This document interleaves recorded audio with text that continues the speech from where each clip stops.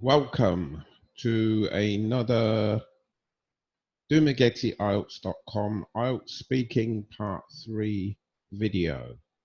Today's topic is how to develop and expand your answers. So this is a shorter video where we're going to look at the first of several techniques that you can use. So the first technique you can use is certain discourse markers. Discourse markers are there, or are used in this case, to divide your talk into chunks. They create two or sometimes more than two parts to your answer. So here are some examples. We can say it depends or it depends on in one way, in another way, yes and no. This can be viewed in different ways, and although, even though. There are more, but for now, or for your exam, these would be enough. So let's use a random typical part 3 question. So should young children be given mobile phones? Which could be in response to the part 2 of a phone call from a stranger in a public place. That's one of the current part 2 questions. So this could be a part 3 question related to that. So immediately, if we look at the question, immediately we can see that this can be split into parts, mainly because kids come in all ages. It says young children, but it doesn't give you any specific ages. So you could, in theory, split it, say older kids, younger kids, etc. So that gives you the opportunity immediately to extend your answer. We can split this into older and younger kids, or use age. For example, kids over 12, kids under 12, kids between the ages of 8 and 12, however you want to do it, because young does not specify anything. Sometimes a students say to me, well, it says young kids. Yes, it does, but it doesn't give you an age. So if it doesn't give you an age, you can do what you want with it. You know, kids in England, kids are classified, should I say, up until the age of 16. They're classed as children. So we've got a whole age range, so you can use it. So here are some example answers. It depends. For older kids around the ages of 12 to 14, it's fine. But for those under 12, I see it as negative. It depends on their ages. And then basically I'm saying the same thing, but paraphrasing it. In one way, for older kids, it gives them a sense of responsibility. But in another way, it can be viewed as just a plaything. We're talking about mobile phones. This can be viewed in different ways. What do they need a phone for? Is it necessary for them? Or are they being pushed into technology too early? When you're answering the question, you can also ask questions and then answer them yourself.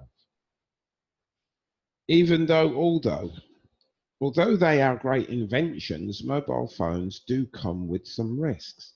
First, there is, and then you can say risk 1, but then you can say on the flip side, so there are good things, there are bad things, but there are also good things. So again, you're sectioning your answer and you're developing it. Provide good examples or reasons to extend your answer. Obviously, that goes without saying, but many students struggle with this. So here's just a couple of pointers. So we use the same question. Make a list of good and bad points. Everyone should have an opinion on something like a mobile phone, for example, because they're common throughout society. So I've put some good points, I've put some bad points. Now I can use these things in my answer. So, for example, one good thing is that if a child happens to be in a situation where they are in danger or could be hurt, they can summon help or assistance from their parents or the police. There's another beneficial one. The downside, or a downside, to them is that there have been concerns about health risks associated with them due to radiation or radio waves, and the risk would be greater for children than adults. We're not saying this is a fact, but it has been mentioned before by scientists that radio waves, radiation, etc., is harmful. So we can introduce it. So by adding these two parts together, we have an answer that satisfies one of the main criteria for speaking, which is fluency. It also satisfies the length because it's extending your talk. Grammar and vocabulary, although important, play a lesser role in speaking.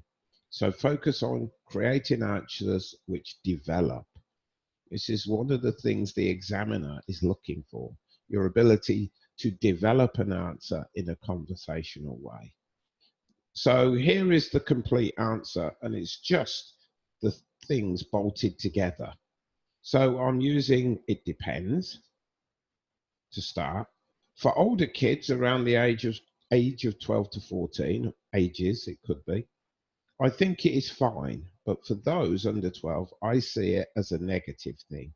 This splits my answer into two parts, this group and this group. For example, one good thing is if a child happens to be in a situation where they are in danger or could be hurt, they can summon help or assistance from their parents or police. A downside to them is that there have been concerns about health risks associated with them due to radiation or radio waves, which would be more harmful to children than adults. So I've taken this answer. Yes, I've given my opinion about the ages, but then I've also said, there are some good things about having a phone as a child, and there's also some bad things about having a phone as a child. So this answer is in the region of 30 to 45 seconds, which is fine for part 3. Okay, a quick review. Use the markers below to split your answers into parts. These are the markers. We've looked at them already. Think of some good ideas for good and bad, positive, negative, advantage, disadvantage, whatever the question is, you split it into 2. So I've just used the words good and bad, but it could be a variety of things. So I've made some points here, and then I provided an answer for each side. Now you can do that with age as well. I haven't done that with age, but you can do that with age here. You can say, for example, people under 12 are not responsible enough, whereas children over 12 are becoming teenagers and are getting older. So they need that responsibility, or we think that they can handle that responsibility. So that's another example of splitting it into age. Okay, here are some questions that you can practice. I'm not going to go through them. I've taken these questions from a broad range of part 3 questions, and I've given the beginnings of the answers. So you can practice expanding them. Practice using the different discourse markers.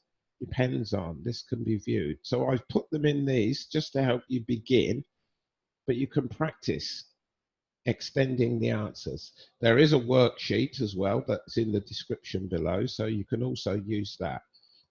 And this is something that you should practice a lot, because it's more difficult to speak for longer off the top of your head in part 3. So it does take practice. It does need practice.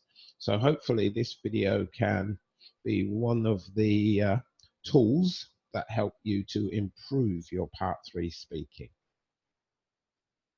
So this is the end of the lesson. Again, the usual information here. Please read it. Like, comment, subscribe, hit the notification button. If this is your first time watching a video on this channel, please subscribe, and that will help us to improve and increase the videos and hopefully a live stream in the future. Thank you for your time and see you in the next video.